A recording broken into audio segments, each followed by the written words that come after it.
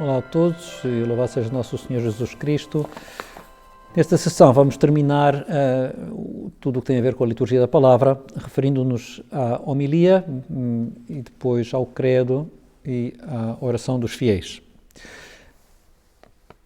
Na homilia, eu gostaria de começar por ler umas palavras do Papa Francisco numa das suas audiências sobre a Eucaristia.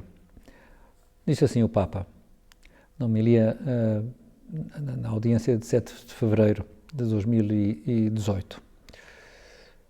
Para transmitir a sua mensagem, Cristo serve-se inclusive da palavra do sacerdote que após o Evangelho pronuncia a homilia.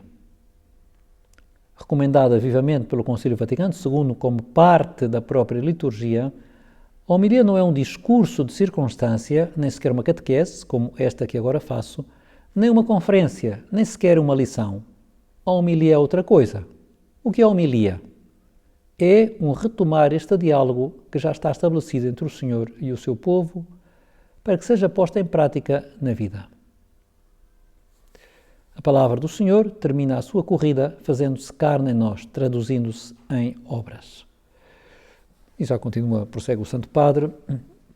Portanto, a ideia é explicar um pouco a Escritura, fazê-la saborear um pouco mais, chamar a atenção para um ou outro aspecto da própria Escritura e dando pistas para que essa palavra de Deus que foi proclamada se possa mais facilmente tornar presente na nossa própria vida, com sugestões concretas e práticas para a vida de cada um.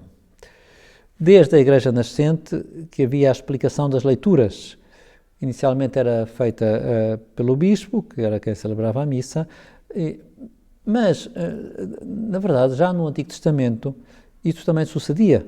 Também, voltando ao livro de Neemias, que referimos na sessão anterior, diz assim, e liam clara e distintamente o livro da lei de Deus e explicavam o seu sentido, de modo que se pudesse compreender a leitura.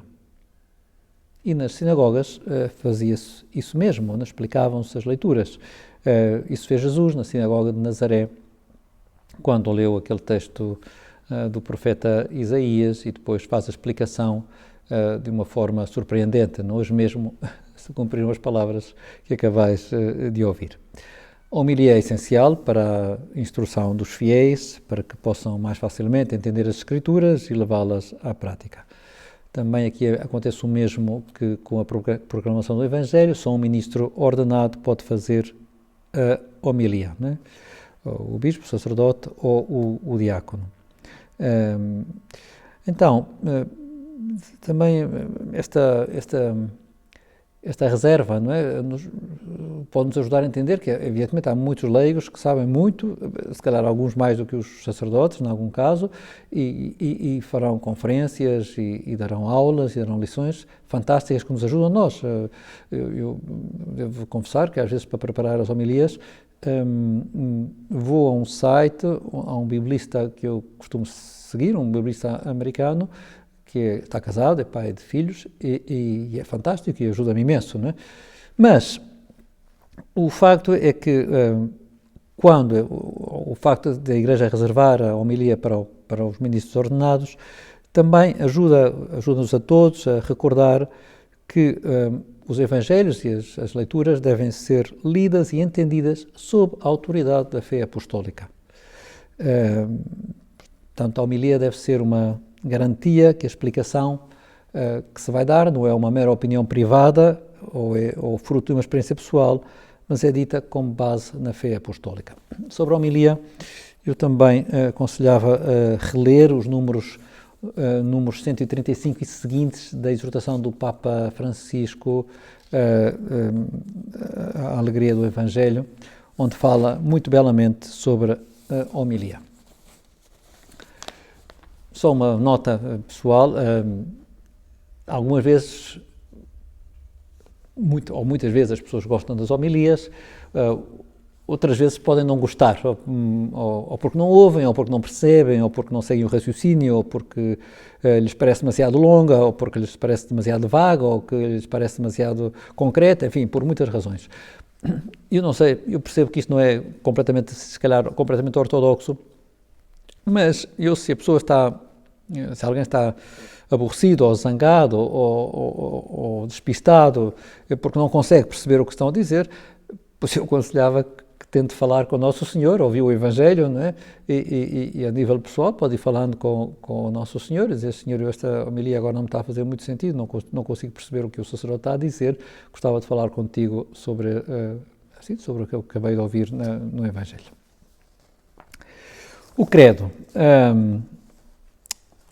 Passamos, mais uma vez, a umas palavras do Papa Francisco, nas tais audiências, a seguinte: depois deste silêncio, porque está previsto que depois da homilia haja um silêncio onde meditamos brevissimamente naquilo que acabámos de escutar, como prossegue a missa?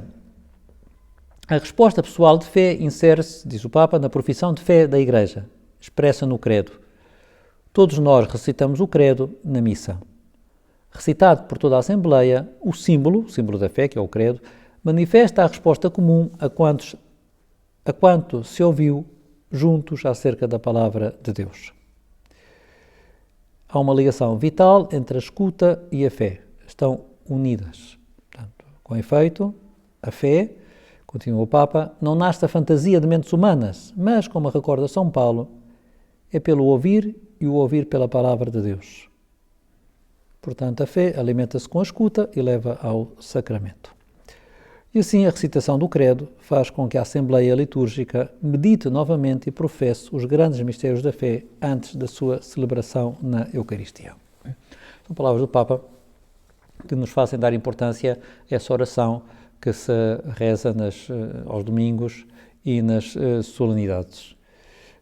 Originalmente fazia parte do rito do batismo, para que os catecúmenos professassem, não é, a fé da Igreja antes do batismo, e mais tarde esse resumo da fé cristã também serviu como meio para assegurar a doutrina correta. Lembremos-nos, se meditarmos minimamente nessa oração, repararemos que é um resumo de toda a história sagrada, vai da criação, à encarnação do Verbo, à morte, à ressurreição do Senhor, ao envio do Espírito Santo e à era da Igreja e, finalmente, uma referência à segunda vinda de Cristo. Portanto, o credo contém em si toda a história da salvação, vai do Gênesis ao Apocalipse, criação, queda, redenção, e fala com um olhar às três divinas pessoas, porque há uma referência ao Pai, ao Filho e ao Espírito Santo. A prática de recitar orações como o credo tem raízes bíblicas profundas.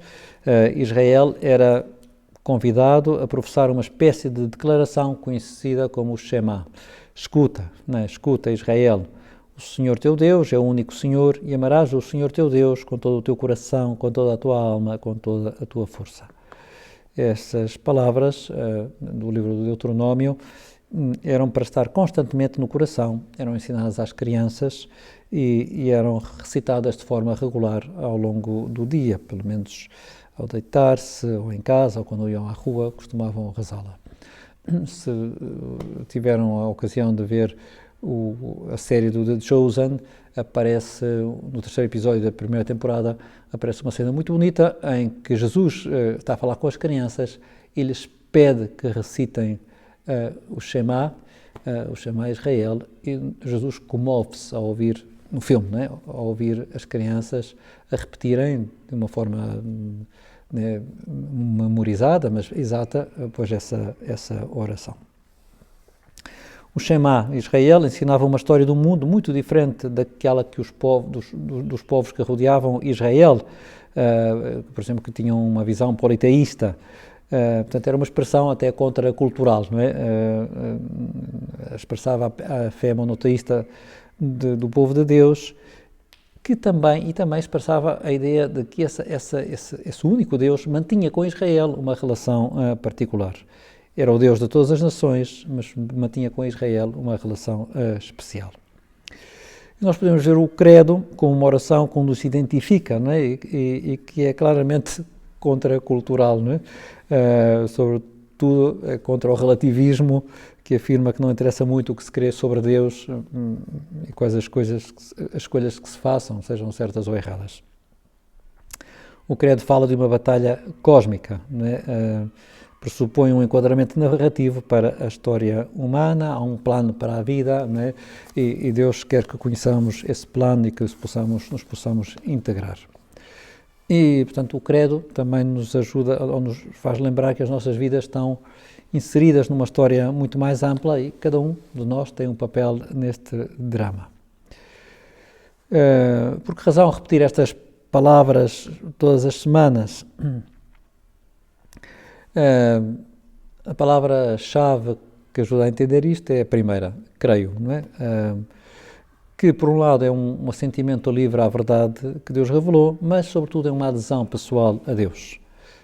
Portanto, nós o que estamos a fazer, ao usar o credo, é a dizer que confiamos a nossa vida ao Senhor. Não é só um mero enunciado de verdades que estamos ali a proclamar e que aceitamos intelectualmente, mas é uma adesão completa do nosso ser a Deus que se revelou na história.